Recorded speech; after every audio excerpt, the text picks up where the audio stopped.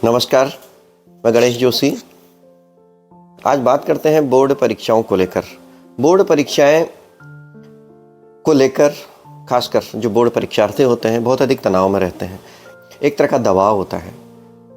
दबाव कई तरह का होता है। एक तो अगर बच्चे पढ़ते रहते हैं और अचानक उनके दिमाग में कोई परसेंटेज या कोई और चीज़ आ गई तो उस पर दबाव रहते हैं। दूसरा जो है, बच्चे जो पढ़ाई नहीं करते उसे एक अलग का स्ट्रेस रहता है। ये स्ट्रेस न केवल बच्चों को रहता है, उनके पेरेंट्स को भी स्ट्रेस होने लगता है। आखिर इससे हम कैसे इसका मैनेजमेंट करें, कैसे प्रबंधन करें, इसी विषय पर हम आप बातचीत करेंगे। हमारे साथ बातचीत करने के लिए हैं राजकीय महिला महाविद्यालय के मनोविज्ञान विभाग की विभागाध्यक्ष डॉक्टर रश्मि पंत जी। आप एक अच्छे मनोविज्ञानी हैं और इस विषय पर आप लगातार काउंसलिंग करती हैं और समय समय पर बच्चों को सेमिनार और अन्य कार्यक्रमों के जरिए बच्चों के स्ट्रेस मैनेजमेंट पर बात करती हैं। उनसे हम बातचीत करेंगे। बातचीत करने के लिए हमारे बीच उपस्थित हैं। नमस्कार। सबसे पहले मैं ये क्वेश्चन करना चाहूँगा कि ये जो बोर्ड परीक्षा का जो स्ट्रेस है ये क्या है? देखिए, बोर्ड परीक्षा का स्ट्रेस उन बच्चों को होता है जो कहीं पर भी उन्हें ऐसा लगता है या तो हमारी तैयारी कम है या जो पूरे साल भर प्रॉपर तरीके से अपने जो कोर्स है उसको पूरा नहीं कर पाते हैं, या ऐसे बच्चे जो बहुत अधिक कहना चाहिए ऊपर लेवल के होते हैं, होशियार बच्चे होते हैं, उनको भी कभी कभी एक इस तरीके का तनाव महसूस होने लग जाता है। तो तनाव होना हमारे जीवन में हम तनाव को नेगेटिव वे में हमेशा लेते हैं, लेकिन तनाव को अगर हम साइकोलॉजिकल बेसिस पे देखें तो तनाव हमारा पॉजिटिव वे में काम आता है। जब तक हमें तनाव नहीं होगा तब तक हम किसी काम को नहीं कर पाएंगे।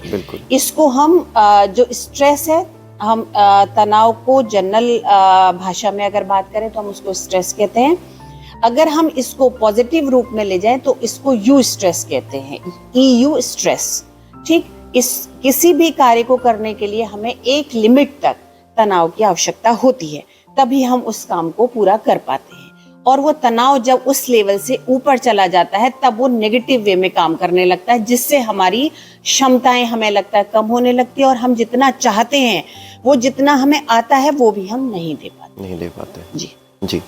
तो क्यों नहीं दे पाते, या स्ट्रेस जब बढ़ जाता है तो क्या क्या चीज़ें बच्चों को या परीक्षार्थियों को प्रभावित करती हैं?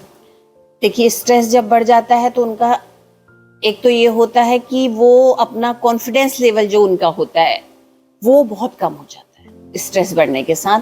दूसरा, उनको ये कहीं टेंशन हुआ रहता है कि एक उनके पेरेंट्स की जो एक एक्सपेक्टेशन है उनसे, वो उनको एक कहीं वहां पर वो भी दबाव महसूस करते हैं कि अगर ये नहीं आया तो क्या होगा, इससे आगे मैं इनको क्या जवाब दूंगा। तो ये कहीं एक पेरेंट्स के लिए भी यहाँ पर मेरा एक सुझाव है कि उनको इस तरीके का डायरेक्ट प्रेशर न देकर उनको सपोर्ट उनको करना चाहिए। बच्चों को उनसे बातचीत करिए, क्योंकि आजकल का जो टाइम है, हम आप सभी देख रहे हैं कि सोशल मीडिया में बच्चा बहुत एक्टिव हो गया।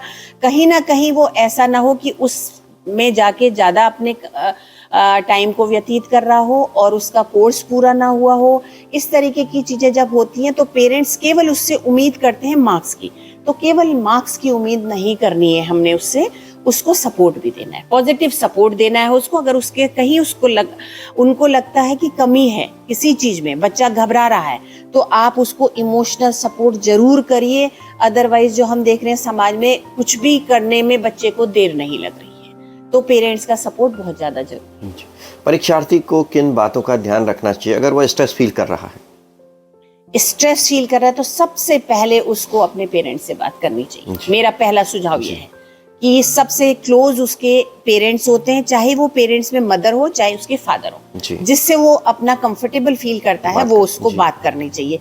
दूसरा ये कि उसका जो क्लोज हो सकता है, पेरेंट्स से ना बात कर पाए, कोई रिलेटिव ऐसा हो कि कजन हो उसका ऐसा, जिससे कि वो अपने सारी मन की बात कह सकता है, उससे बात करनी चाहिए। तीसरा, उसको ये लगता है कि मेरा फ्रेंड कोई ऐसा है जिससे मैं अपनी मन की बात करूं, तो उसको बात जरूर करनी चाहिए।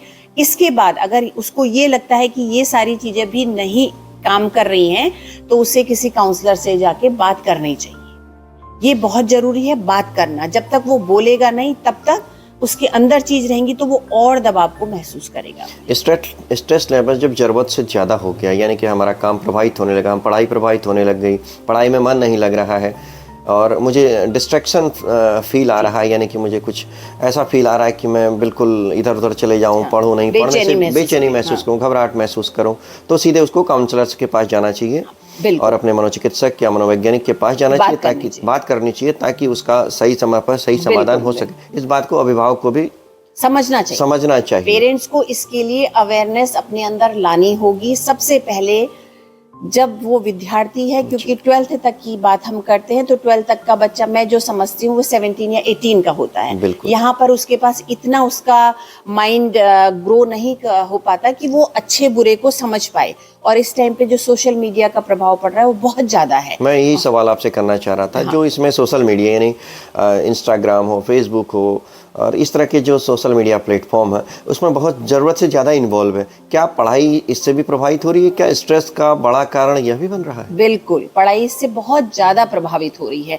जिन बच्चों को समझ है, जो बच्चे देखिए इंडिविजुअल डिफरेंस होता है, हम पर्सनैलिटी की बात करते हैं तो इंडिविजुअल डिफरेंस होता है, किसी को भी हम ये नहीं कह सकते कि ये ऐसा है तो ये ऐसा क्यों नहीं है, सबकी अपनी अपनी क्षमताएं हैं। कुछ बच्चे उसमें इतना इंडल्ज हो जाते हैं। इंस्टाग्राम आज एक ऐसा माध्यम बन गया है कि उससे आप कहीं का भी पर्सन आपके साथ जुड़ जा रहा है, और आप उस एज में, वो एज ऐसी क्रूशियल एज है कि आप उसके साथ इन्वॉल्व हो जा रहे हैं और धीरे धीरे वो आपके माइंड सेट को उधर ही को ले जा रहा है। फिर आपको अगर वो नहीं मिल रहा है तो आपको बेचैनी हो जा रही है, अगर आप उससे बात नहीं कर रहे हैं तो परेशानी हो जा रही है, जबकि आप उस पर्सन के बारे में जानते ही नहीं है, आभासी दुनिया में है, पता नहीं कौन से, आप वर्चुअल दुनिया में जी रहे हैं, आपको उसी से बात करने में इंटरेस्ट आ रहा है और आप अपने आसपास की चीजों को नहीं देख पा रहे हैं। जो आपके लिए बेनिफिशियल है उन चीजों से आप हट गए, जो आपके लिए खराब हो रही है उन चीजों की आप बढ़ गए।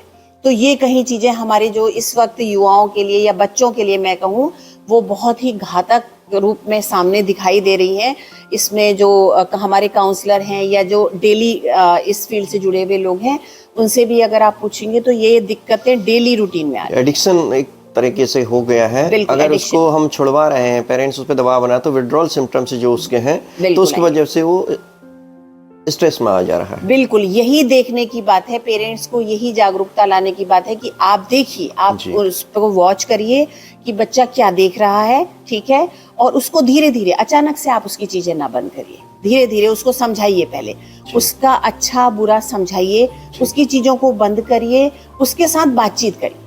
ऐसा नहीं कि उसका मोबाइल आपने छीन लिया उससे बात करनी बंद कर दी, नहीं, आप उसको सपोर्ट दीजिए, क्योंकि उसको आपके इमोशनल सपोर्ट की बहुत ज्यादा आवश्यकता होती है, जो उससे वर्चुअल उसमें जो बातचीत हो रही वहां से नहीं मिल रहा है, वहां से नहीं मिल रहा। इमोशनल सपोर्ट आज बहुत कम हो गया, पेरेंट्स इस बात को नहीं समझ पा रहे हैं।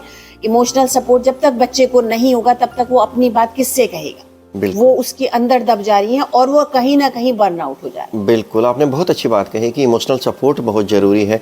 पेरेंट्स से बात करें, सबसे ज़्यादा कई बार होता है कि पेरेंट्स उसको ध्यान नहीं देते हैं, पेरेंट्स इग्नोर कर देते हैं या पेरेंट्स के पास समय नहीं होता है।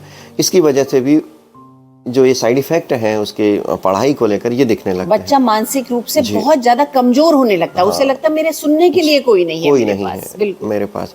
दूसरा क्या, क्योंकि अक्सर हम सुनते हैं, अक्सर हम देखते हैं, ऐसी समाचार सुर्खियों में भी रहते हैं कि पढ़ाई या प्रैक्टिकल एग्ज़ाम के समय ही अभी हमने देखा एक घटना, प्रैक्टिकल एग्ज़ाम शुरू हुआ उससे पहले ही सुसाइड का केस आ गया, या फिर एग्ज़ाम रिजल्ट आने से पहले, रिजल्ट आने के बाद, ये घटनाएं तेज़ी तेज़ी से बढ़ रही हैं समाज में। क्या यह भी, ये सब जो कारण हमने गिनाए हैं, यह भी इसका कारण है? बिल्कुल, इसके भी पीछे हमें, वही मैं आपसे कह रही हूँ कि इस फील्ड में अभी हमें बहुत ज़्यादा काम करने की ज़रूरत है जी। क्योंकि हमें अवेयरनेस नहीं है, इसी में हम कहीं मेंटल हेल्थ को भी लेके आएंगे, क्योंकि मानसिक स्वास्थ्य हमारा, जब ये सारी चीज़ें आ रही, स्ट्रेस हमारा हो रहा, तो कहीं ना कहीं मानसिक स्वास्थ्य हमारा गड़बड़ हो रहा है, ठीक है। मानसिक स्वास्थ्य का मतलब है हमारी इमोशनल, ठीक है, हमारी मेंटल और हमारी सोसाइटी से जो हमें मिल रहा है, वो सारी चीजें हमारी इकट्ठी होकर मेंटल हेल्थ को क्रिएट करती हैं।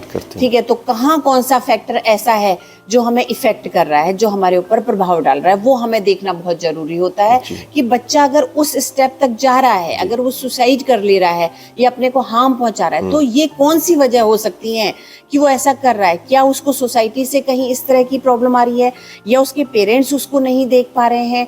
तो सबसे पहले मेरा जो मानना है वो है कि हम जब भी किसी बच्चे की, जब हम संस्कारों की भी बात करते हैं या कोई और भी बात करते हैं, तो हम पहले परिवार से बात करते हैं।